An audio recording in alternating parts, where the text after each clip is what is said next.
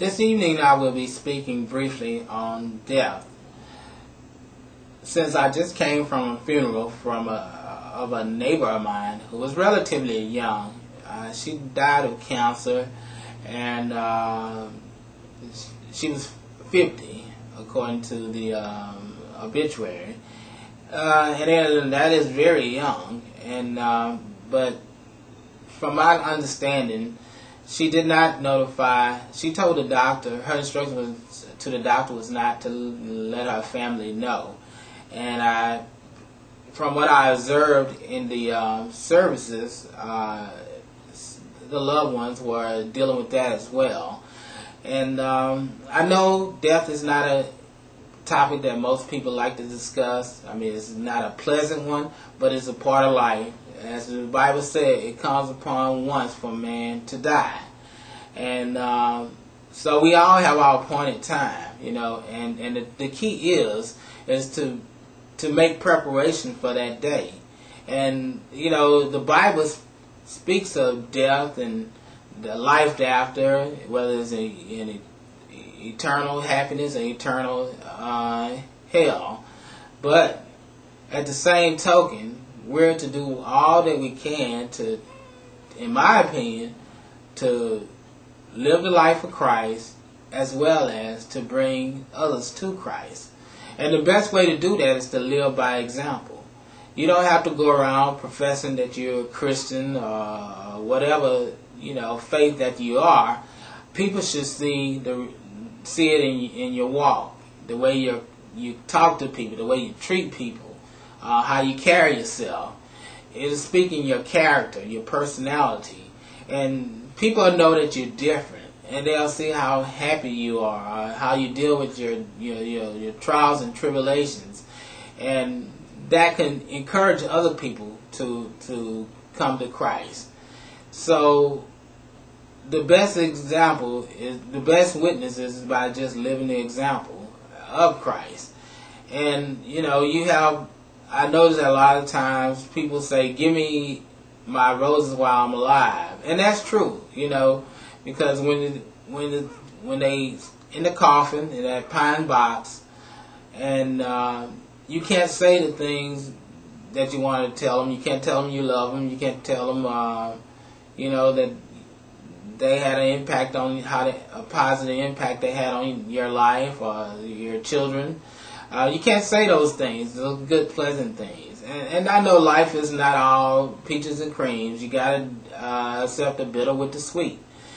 And so, since my father passed away in 2002, it brings me back to the relationship that I had with him.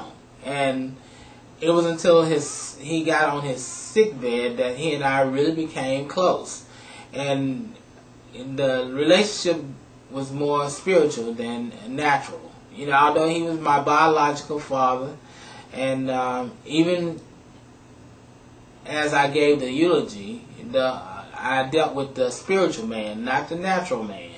The natural man was not the one that I wanted to deal with, because I have, even now, unpleasant memories about the natural man, and but the spiritual man, those last couple of years, he showed me how to persevere even when you're going through your trials and tribulations, and he re-emphasized the importance of family and keeping those traditions that we have, like the family gatherings, the dinners, the family reunions, things of that nature. So I've learned, those things are still, a part of me. And then, even though my grandparents, his parents had died before him, but I was closer to him. And I even gotten closer even before his death. And so the point that I'm making to you this evening is that, we only have one time to make an impact on people. And the best thing is, like the Golden Rule said, do unto others as you have others to do unto you. And and I mean, the Bible is just simple. In the Bible, the greatest commandment is to love thy neighbor as thyself. And that commandment within itself says a whole lot. Because if you love your neighbor as yourself, you wouldn't steal, you wouldn't cheat, you wouldn't say bad things about your neighbor, you wouldn't, slander the name or anything. You would want to show honor and respect. And it's so simple, but yet it's so hard for us to abide by it. And so, as I sat there in that funeral service today, I thought about all those things and what can I do to make things right, by people that I may have not made a good impression on, And of course you can't please everybody, but as long as you make an attempt to try to treat them the way you want to, then that's all that you can do. The rest is between that person and God.